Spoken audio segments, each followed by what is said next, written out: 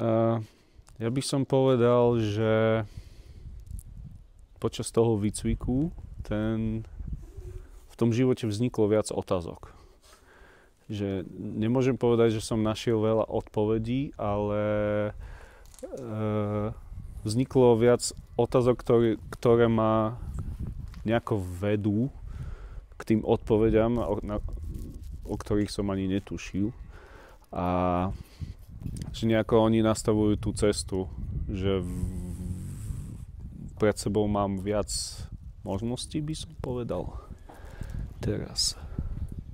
Začal som byť viac vnímavý na svoje telo, na okolie, viac pochopenia, že prečo nejaké veci dejú sa tak, ako sa dejú.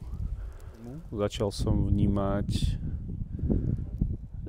som viac venovať naplno nejakému vzťahu s dcerou, že keď sme spolu, tak odložím telefón, vypnem všetko,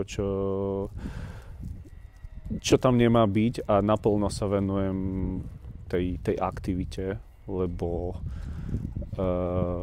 keď pozerám na svoje detstvo, tak to čo mi teraz chýba, že chýba v tom mojom detstve, tak to čo mi chýbalo, chcem dať svojej dcere. Ja chcem si dávať radosť, potom tú radosť dávať aj ostatným.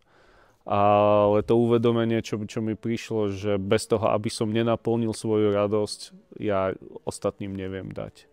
Čiže toto nejaké nabitie svojej baterky je na prvom mieste a potom to, čo nabijem, proste odovzdám a posuniem ďalej.